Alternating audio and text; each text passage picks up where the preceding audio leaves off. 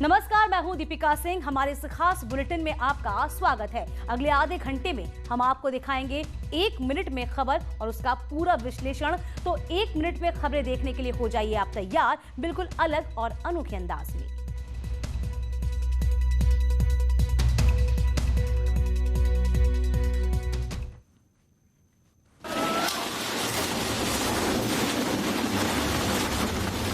योगी सरकार का माफिया और बदमाशों के खिलाफ एक्शन लगातार जारी है। प्रयागराज में अतीक के करीबियों पर बुलडोजर चलाया गया। अवैध निर्माण पर प्रशासन ने बुलडोजर चलाकर सरकारी जमीन पर अवैध कब्जा कर किए गए निर्माण को जमींदोज कर दिया। प्रशासन ने बेली इलाके में भी कार्रवाई की थी। वाराणसी में मुख्तार गैंग पर पुलिस ने एक और कार्रवाई की। मुख्तार का गुर्गा गिरफ्तार हुआ है। मिराज के एक और सहयोगी को पुलिस ने गिरफ्तार किया है। इस चीटर परवेज मुख्तार गैंग के लिए काम करता था। वाराणसी, जौनपुर के कई थानों में उसके खिलाफ केस दर्ज हैं। अंबेडकर नगर में भी माफिया पर पुलिस प्रशासन का एक्शन जारी है। खान मुबारक के घर पर प्रशासन का बुलडोजर चला है। करोड़ों रुपए का मकान ध्वस्त किया गया है। खान मुबारक ने काली कमाई से इस आलीशान मकान को बनाया था।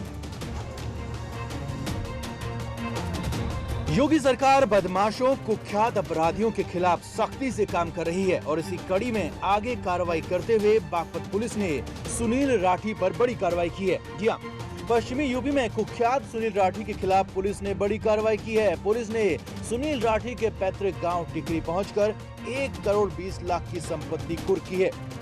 राठी के कई वाहनों को भी कुर्क किया गया है। इस पूरी कार्रवाई की निगरानी एसपी अभिषेक कुमार कर रहे थे। कुर्की के दौरान 6 थानों की पुलिस फोर्स भी मौके पर रही। सुनील राठी पर हत्या, लूट, रंगदारी की 30 से ज्यादा मुकदमे दर्ज हैं। सुनील राठी पर बागपत जेल के अंदर डॉन मुन्ना बजरंगी की हत्या का भी आरोप है। इस हत्याकांड ने पुलिस महकमे पर भी सवाल खड़े किए थे। बहरहाल माना जा रहा है कि कुख्यात के खिलाफ पुलिस और भी सख्त कदम उठाने की तैयारी में है। पश्चिमी यूपी के कुख्यात बदमाश योगेश भदौड़ा के खिलाफ पुलिस एक्शन मोड में आ चुकी है। योगेश भदौड़ा के जरिए कब्जा कर सरकारी जमीन पर किए गए कब्जे को मुक्त करा लिया गया है। सरकारी बुलडोजर ने योगेश भदौड़ा के गुर्गों के जरिए की गई 4 दीवारी को तोड़ दिया। करीब 4.5 करोड़ रुपए की कीमत की सरकारी जमीन पर कब्जा किया गया, जिसे खाली करवाया गया है। ज्वाइंट ऑपरेशन प्रशासन और पुलिस के जरिए ये चलाया गया। योगेश भदौड़ा यूपी के टॉप 50 बदमाशों की लिस्ट में शामिल है, जिस पर 43 क्रिमिनल केस दर्ज है। इन्हीं मामलों में वो जेल में सजा काट रहा है और अपने गुर्गों के जरिए अपराध की दुनिया में अपना नेटवर्क चला रहा है।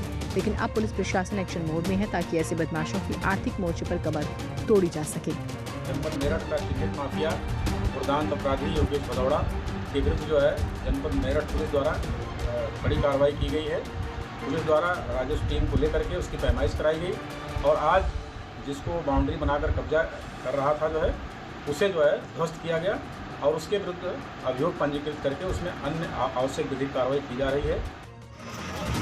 भदोई में प्रशासन ने जिला मुख्यालय के सामने बनी 16 दुकानों और मकानों को जेसीबी की मदद से तोड़वा दिया है। बड़ी संख्या में सड़क के किनारे कई सालों से दुकानें चल रही थीं। आज इन 16 दुकानों और मकानों को तोड़ दिया गया। अपर जिला अधिकारी के नेतृत्व में तोड़फोड़ की गई। बड़ी संख्या में अधिकारी, कर्मचारी और भारी पुलिस बल के साथ पहुँचे और उन्होंने जिला मुख्यालय के सामने दुकानों को तोड़वाना शुरू कर दिया। प्रशासन की दलील है कि सभी दुकानें कलेक्ट्रेट की जमीन पर बनी थी। आज जो कार्रवाई की गई है, इसकी जानकारी पहले ही दुकानदारों को दी गई थी। अभी करीब 18 और दुकानों और मकानों पर निर्माण तोड़ा जाना है, वो भी अवैध तरीके से सरकारी जमीन पर बनाए गए हैं।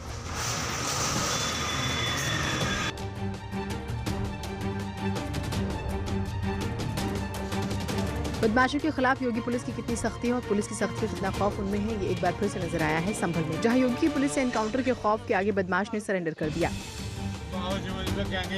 बदमाश खुद ही थाने पहुंच गया और गुहार लगाने लगा कि उसे गिरफ्तार कर लिया जाए, लेकिन एनकाउंटर की कार्रवाई न की जाए।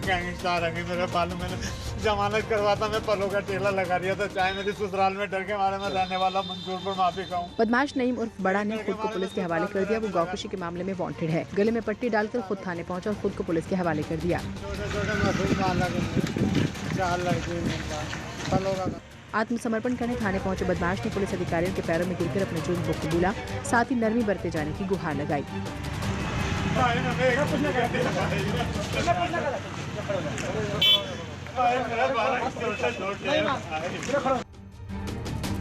बागपत में दबंगों का कहर देखने को मिला है, जहां उन्होंने 7 टैक्सी ड्राइवरों को पहले अगवा किया, फिर उन्हें बंधक बनाकर जंगल में ले गए और हाथ पैर बांधकर बुरी तरह से लाठियों से पीटा गया। ड्राइवरों के शरीर पर कई जगह चोट के निशान मिले हैं। पुलिस ने सभी को जिला अस्पताल में भर्ती कराया। हाथरस सब्जी मंडी के पास देर रात दो बाइक आपस में टकरा गई। बाइक टकराने पर दोनों के बीच मारपीट हो गई। ईंट पत्थर भी चलने लगे। राहगीरों ने दोनों पक्षों को अलग किया। मारपीट में 3 लोग जख्मी हो गए। मौके पर मौजूद किसी व्यक्ति ने मारपीट का वीडियो बनाकर सोशल मीडिया पर वायरल कर दिया। फिलहाल पुलिस वायरल वीडियो के आधार पर मामले की जाँच कर रही है।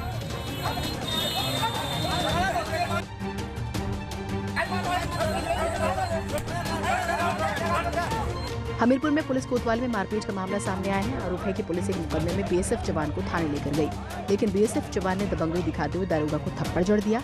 दारोगा की वर्दी फाड़ दी। काफी देर तक धक्का मुक्की होती रही। पुलिस ने बीएसएफ जवान के खिलाफ 4 मामले दर्ज किए हैं।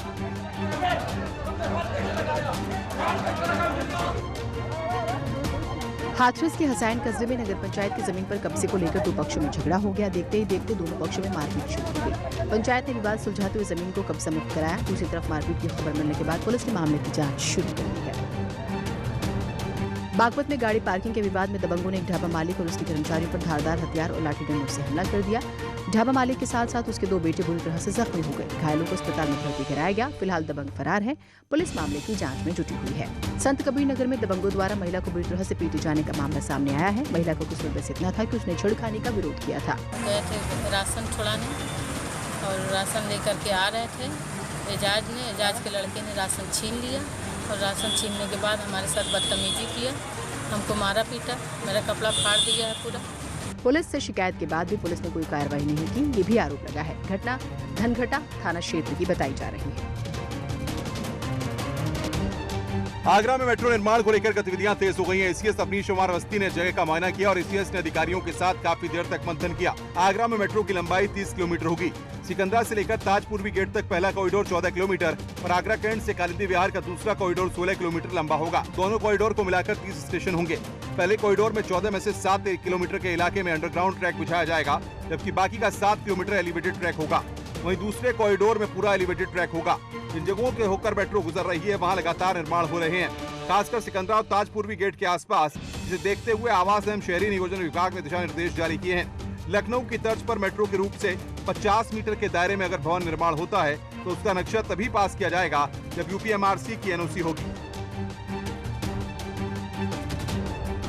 यूपी के अपर मुख्य सचिव गृह अवनीश अवस्थी ने रविवार को नोएडा में फिल्म सिटी की जमीन का निरीक्षण किया। अवनीश अवस्थी ने यमुना प्राधिकरण क्षेत्र में बनने जा रहे फिल्म सिटी की जमीन का निरीक्षण किया। अपर मुख्य सचिव गृह अवनीश अवस्थी ने फिल्म सिटी के लिए कनेक्टिविटी को नजदीक से परखा। अवस्थी के साथ मौके पर मौजूद यमुना प्राधिकरण के सीईओ और मुख्यमंत्री के ओएसडी भी रहे। मुख्यमंत्री के ओएसडी और अवनीश अवस्थी ने मौके पर ही अधिकारियों के साथ बैठक की। अभी हाल में सीएम योगी ने फिल्म सिटी बनाने का ऐलान किया है। फिल्म सिटी के लिए नोएडा, ग्रेटर नोएडा और यमुना एक्सप्रेसवे का इलाका बेहतर होगा। ये फिल्म सिटी फिल्म निर्माताओं को एक बेहतर विकल्प उपलब्ध कराएगी, साथ ही रोजगार बढ़ाने के नजरिए से भी बेहतर कोशिश साबित होगी। यही सेक्टर 21 का वह क्षेत्र है जहां पे 1000 एकड़ में फिल्म सिटी डेवलप की जाएगी। इसके लिए यमुना प्राधिकरण ने इस जगह को चिन्हित किया था। मुख्यमंत्री ने उस पर पिछले दिनों जो बैठक हुई थी उस पर मुहर लगा दिया है। आप देख सकते हैं कि अभी यह जो इलाका है पूरी तरह से यहाँ पे खेती की जा रही है, धान के पौधे लगे हुए हैं, लेकिन आने वाले समय में यही वो जगह है जहाँ पे जगमगाता एक फिल्म सिटी देखने को मिलेगी। प्रधानमंत्री नरेंद्र मोदी ने मन की बात रेडियो कार्यक्रम के जरिए देश को संबोधित किया। कोरोना काल में 2 गज की दूरी की अहमियत बताई। इसके साथ ही उन्होंने कहा है कि दुनिया परिवर्तन के दौर से गुजर रही है। कहा कि इस संकट में परिवार के सदस्यों को आपस में जोड़ने और करीब लाने का काम किया है। पीएम मोदी ने कहा, कहानियों का इतिहास उतना ही पुराना है जितनी मानव सभ्यता। कहानी की ताकत महसूस करना हो तो किसी माँ को अपने बच्चों को खाना खिलाते वक्त कहानियाँ सुनाते हुए सुने। कहानी की ताकत को महसूस करना हो तो जब कोई माँ अपने छोटे बच्चों को सुलाने के लिए या फिर उसे खाना खिलाने के लिए कहानी सुना रही होती है, तब देखें। इस दौरान स्टोरी टेलिंग सोसाइटी से भी पीएम ने चर्चा की। कई महिलाओं ने पीएम को अपने अनुभव बताए। प्रधानमंत्री ने कहा है कि किसानों ने अनेक मिथकों को तोड़ा है। कोरोना काल में किसानों का जीवन मिसाल है। किसान मजबूत होंगे तो भारत आत्मनिर्भर होगा। इन किसानों के पास क्या अलग है? अपने फल सब्जियों को कहीं पर भी किसी को भी बेचने की ताकत है और ये ताकत ही उनकी इस प्रगति का आधार है। अब यही ताकत देश के दूसरे किसानों को भी मिली है। मूवी प्रोजेक्ट से हटाए जाने के बाद पहली बार रवि किशन मीडिया के सामने आए और न्यूज 18 के साथ उन्होंने एक्सक्लूसिव बातचीत की। उन्होंने कहा कि ड्रग्स विवाद के बाद एक वेब सीरीज और बड़ी फिल्म से उन्हें बाहर किया गया। मूवी माफिया और ड्रग्स माफिया के खिलाफ आवाज उठाने पर उन्हें इन फिल्मों से हटाया गया। ड्रग्स माफिया के खिलाफ जो लड़ाई शुरू की है उससे वो पीछे नहीं हटेंगे। वेब सीरीज थी, एक फिल्म थी बड़ी, एक ही दिन में दोनों हाथ से कल चली गई और हमको समझ में नहीं आया क्या कारण क्या। उन्होंने कहा बस शूटिंग हम नहीं कर पाएंगे इसी कारण, बस तो हम समझ गए। लेकिन सेकंड कॉल आया, उसमें भी एक फिल्म चली गई, तो हमको लगा कुछ भगवान जाने क्या है। देखिए, जब हम 0 आवर में पार्लियामेंट में बात किए तो मैं सच कहता हूँ उस वक्त मेरे ज़रा भी जहन में नहीं था कि मेरा क्या होगा। अगर मेरा क्या होगा मैं सोचता तो मैं देश के मेरे युवाओं का, मेरे बच्चों का, बेटे बेटियों का, फिल्म इंडस्ट्री के बच्चों का, मेरे बच्चों का भविष्य क्या करता। मैंने वो सोचा ही नहीं कि मेरा क्या होगा, मैं मार दिया जाऊंगा, इंटरनेशनल माफिया पीछे लग जाएगा। अयोध्या के बाद मथुरा में भी मंदिर मस्जिद के विवाद को लेकर माहौल गर्मा गया है। राज्यसभा सांसद हरनाथ सिंह ने बड़ा बयान देते हुए कहा है कि कृष्ण जन्मभूमि पर जबरन कब्जा किया गया था। मुस्लिम भाइयों को बड़ा दिल दिखाना चाहिए और जबरन कब्जे को छोड़ देना चाहिए। भगवान कृष्ण की जहाँ पर जन्मभूमि है, वो सभी ये जानते हैं कि आदि कृष्ण जन्मभूमि पर बलात् रूप से और कब्जा किया गया था। श्री कृष्ण जन्मभूमि को लेकर ऊर्जा मंत्री श्रीकांत शर्मा का कहना है कि उन्हें कोर्ट पर पूरा भरोसा है। देश में हर किसी को अपनी बात कहने का अधिकार है। इस देश का जो सर्वोच्च न्यायालय है उसमें विश्वास रखने वाले लोग हैं और हमें सर्वोच्च न्यायालय से ही न्याय मिला है, तो हम इस देश की जो न्यायिक प्रक्रिया है इसमें पूर्ण विश्वास रखते हैं। मथुरा श्री कृष्ण जन्मभूमि परिसर में स्थित शाही मस्जिद को हटाए जाने को लेकर वरिष्ठ वकील जफरयाब जिलानी का कहना है कि ये मुद्दा सिर्फ राजनीतिक है। उन्होंने कहा है कि कोर्ट से जो सम्मन भेजा जाएगा उसका जवाब दिया जाएगा। अमरोहा में जयनगर पंचायत के अधिशासी अधिकारी दीपिका शुक्ला ने डीएम से अपनी सुरक्षा की गुहार लगाई है। ईओ ने कुछ कर्मचारी और जनप्रतिनिधियों पर प्रताड़ित करने का आरोप लगाया है। दीपिका शुक्ला के मुताबिक प्रताड़ना से इस कदर वो भयभीत हैं कि वो 3 दिन से ठीक से सो भी नहीं पाई हैं और शनिवार को डीएम को अपनी शिकायत के दौरान ही वो बेहोश हो गई थी। दीपिका के मुताबिक कुछ कर्मचारी उनके साथ अभद्रता करते हैं और उन्हें अपना काम ढंग से नहीं करने देते हैं। यूपी में ईओ स्तर की महिला अधिकारी के साथ उत्पीड़न का ये दूसरा मामला है। बलिया की मरिया नगर पंचायत के अधिशासी अधिकारी मणिमंजरी बीती 7 जुलाई को फांसी लगाकर सुसाइड कर चुकी हैं। स्टाफ में 1-2 लोग ऐसे हैं जो पूरा फुल टाइम नेताओं से जुड़े हुए हैं, फाइलें नहीं देते हैं, या तो वो सूचना जो बनाते हैं हम उस पर साइन कर दें, नहीं करते हैं तो फाइल मांगने पे देख करके करना चाहते हैं तो देते नहीं हैं। रिटायर बाबू कहता है मैंने चार्ज दे दिया है, करंट बाबू कहता है मैंने चार्ज नहीं लिया है। अब हमारे पास कोई ऑप्शन नहीं, चाहे प्रधानमंत्री आवास की फाइल हो मुझे मिलती नहीं। बदायूं में लव जिहाद का मामला सामने आया है। आरोप है कि आसिफ नाम के लड़के ने नेहा नाम की लड़की को हिंदू नाम राजकुमार रखकर प्रेम जाल में फंसाया, उससे शादी की, जबकि वो पहले से शादीशुदा था। नेहा को जब इस बारे में पता चला तो दोनों के बीच में झगड़े शुरू हो गए और एक दिन आसिफ ने नेहा को गोली मार दी, जिससे उसकी मौत हो गई। आसिफ ने शव को ठिकाने लगाने के लिए मीरा सराय गाँव में फेंक दिया और हत्या करने का आरोप नेहा के भाई पर लगा दिया। इन्वेस्टिगेशन के दौरान जो महिला के पति हैं उन्होंने पूछताछ में इस घटना को किया जाना स्वीकार कर लिया है। पुलिस ने मामले की जांच शुरू की तो कई खुलासे हुए। हालांकि पुलिस इस मामले को लव जिहाद का नहीं मानती। पुलिस के मुताबिक मामला घरेलू झगड़े का है। दूसरी तरफ वो हर पहलू पर जांच की बात कह रही है। हालांकि विश्व हिंदू परिषद के लोगों ने इस घटना की निंदा की है। मुझे कल रात ही पता चला कि मेरी बहन की गोली मारकर हत्या कर दी गई, मगर इसमें ना ही मेरे घर वाले कोई, मतलब मेरा नाम लिया गया था वहाँ पे, मैं वहाँ पे पहुँचा था। हापुड़ में पुलिस और बदमाशों के बीच मुठभेड़ हो गई। पुलिस पेट्रोलिंग के दौरान ये मुठभेड़ हुई, जिसमें एक बदमाश के पैर में गोली लगी। वहीं एक बदमाश फरार हो गया। बदमाश कैलाश पर बागपत, गाजियाबाद, हापुड़ में 12 से ज्यादा केस दर्ज हैं। बदमाश के पास से बाइक, तमंचा और कारतूस बरामद किए हैं। फरुखाबाद के शमशाबाद इलाके में पुलिस और बदमाशों की मुठभेड़ हो गई। इस मुठभेड़ में 25,000 के इनामी बदमाश ऋषि को पुलिस ने पकड़ लिया। शमशाबाद थाना इलाके में इनामी बदमाश को पकड़ने के लिए पुलिस ने घेराबंदी की, जिसके बाद बदमाश ने पुलिस पर फायरिंग शुरू कर दी। फायरिंग में एक दारोगा और सिपाही घायल हो गए, जबकि बदमाश को भी गोली लगी है। फायरिंग में घायल 3 लोगों को इलाज के लिए सामुदायिक स्वास्थ्य केंद्र भेजा गया। बदमाश ऋषि पर एटा में आलू से भरे ट्रक लूटने के कई मामले दर्ज हैं, जिसमें वो वांटेड है। उस पर एटा पुलिस की ओर से 25,000 का इनाम भी रखा गया था। हरदोई में अरवल पुलिस ने चोरी के 17 मोबाइल के साथ 3 चोरों को गिरफ्तार किया है। 17 सितंबर की रात द्विवेदी मोबाइल शॉप से इन्होंने चोरी की थी, जिसमें 70 मोबाइल और 25,000 कैश चुराया गया। इस मामले का खुलासा करने के लिए पुलिस की टीम लगाई गई थी, जिसे जल्द ही कामयाबी हाथ लग गई। पुलिस का कहना है कि इन बदमाशों का आपराधिक इतिहास है, इन्हें गिरफ्तार कर जेल भेजा गया है।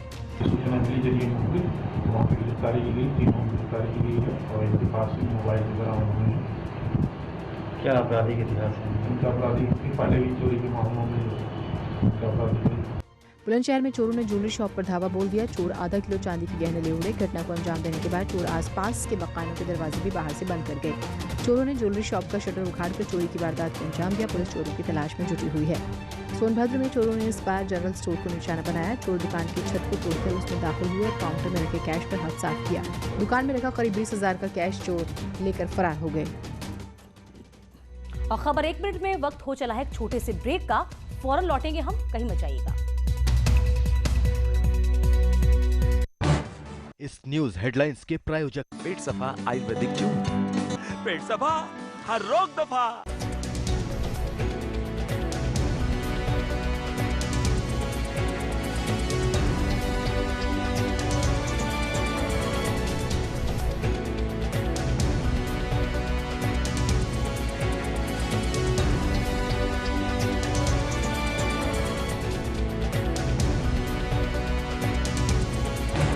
इस न्यूज हेडलाइंस के प्रायोजक पेट सफा आयुर्वेदिक जूस, पेट सफा हर रोग दफा।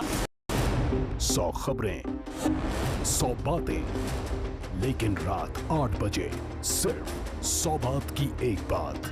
न्यूज 18 इंडिया पर।